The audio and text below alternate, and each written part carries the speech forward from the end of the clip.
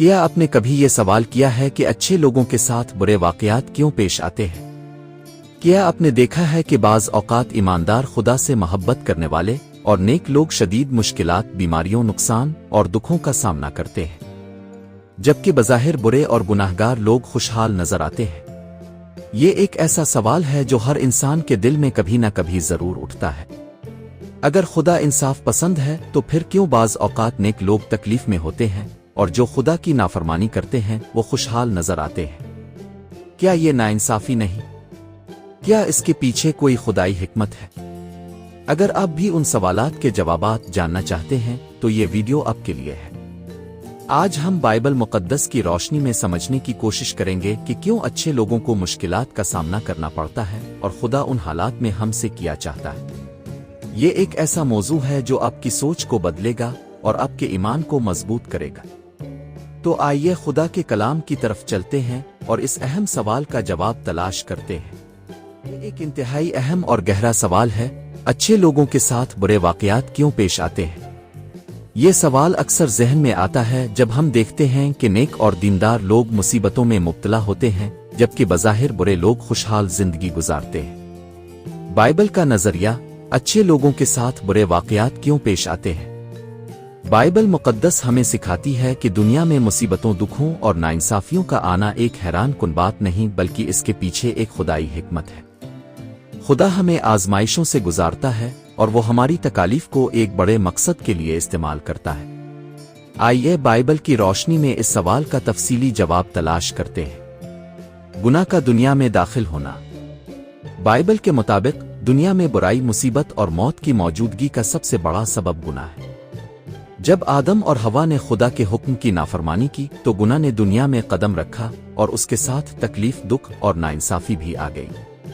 پیدائش 3:16-19 میں خدا نے آدم اور حوا کو بتایا، تو نے جو اپنی بیوی کی بات مانی اور اس درخت کا پھل کھایا جس کی بابت میں نے تجھے حکم دیا تھا کہ تو اسے نہ کھانا، تو زمین تیرے سبب سے لعنتی ہوئی۔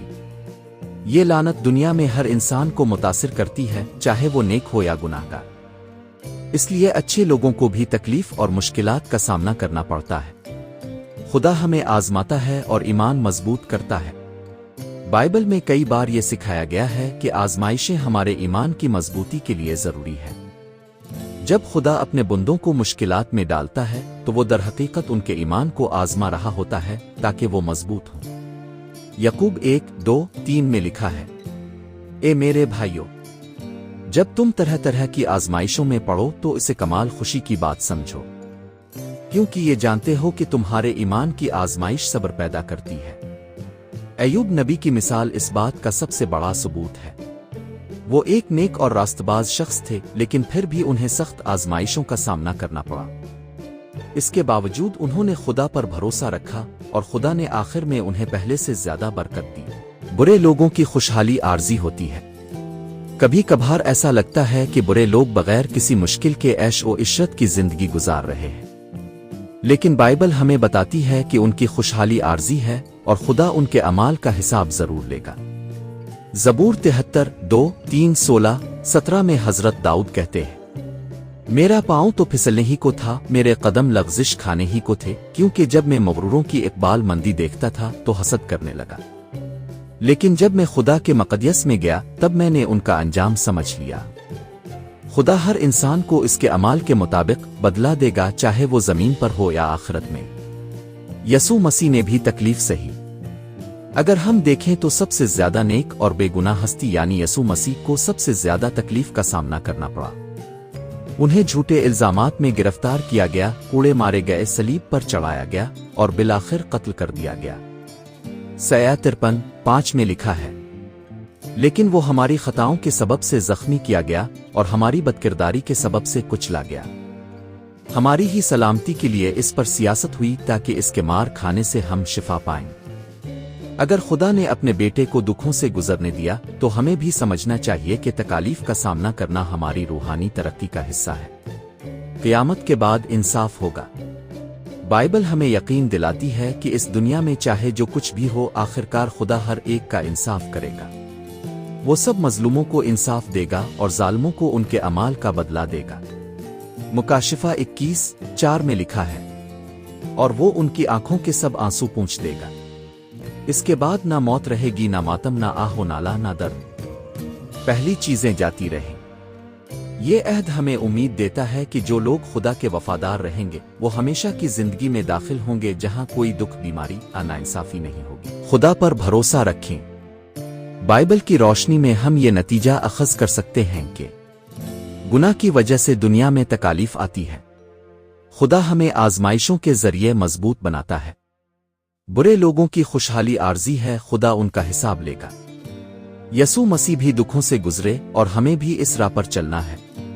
क़यामत के दिन खुदा हर नाइंसाफी का हिसाब लेगा और अपने लोगों को बरकत देगा। अगर हम खुदा पर भरोसा रखें और उसके कलाम पर अमल करें तो वो हमें मुश्किलात में भी संभालेगा और हमें वो अबदी जिंदगी देगा जिसका इसने वादा किया है।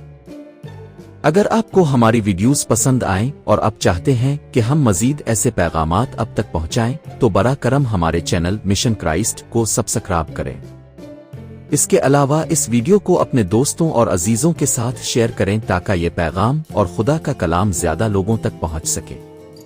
हमारा मकसद हर शख्स तक खुदा का कलाम पहुंचाना और इसे अपने रास्ते पर चलने की हिम्मत देना है। आपकी सब्सक्रिप्शन और शेयरिंग हमारे इस मिशन को आगे बढ़ाने में मदद करेगी। खुदा आपको खुश रखे। आज के इस वीडियो में हमने ये समझने की कोशिश की कि अच्छे लोगों के साथ बुरा क्यों होता है। जब हमारी जिंदगी में मुश्किलात आती हैं तो हमें ये सवाल जरूर आता है कि क्या हमने कुछ गलत किया है। लेकिन ये याद रखना जरूरी है कि खुदा की मर्जी हमारी जिंदगी के हर पहलू में है। बाज औकात खुदा हमें आजमाइशों में डालता है ताकि हम उसके करीब जा सकें और अपनी रूहानी कुव्वत को बढ़ा सकें। जिंदगी में मुश्किलात और तकालीफ जरूर आती हैं, लेकिन खुदा हमें कभी भी अकेला नहीं छोड़ता। वो हमेशा हमारे साथ रहता है। दुआ के जरिए हम अपनी मुश्किलात को खुदा के सामने रख सकते हैं और वो हमें अपनी रहनुमाई से नवाजता है। दुआ हमें अंदर से सुकून और तसल्ली देती है और खुदा से हमारे ताल्लुक को मजीद मजबूत बनाती है। जब हम खुदा से बात करते हैं तो हम अपने दिल की गहराइयों से इससे मदद मांगते हैं। इसी तरह दुआ हमारी जिंदगी में खुदा की बरकत और रहनुमाई लेकर आती है। याद रखें, मुश्किलात में सब्र, दुआ और ईमान का रास्ता हमें कामयाबी की तरफ ले जाता है। हमेशा याद रखें कि खुदा हमारे साथ है, चाहे हालात जैसे भी हों। हम दुआ करते हैं कि खुदा हमें अपने रास्ते पर चलने की हिम्मत दे और हमें अपनी मुश्किलात से बाहर निकलने की ताकत दे। खुदा हमें अपनी हिफाजत में रखे। आमीन।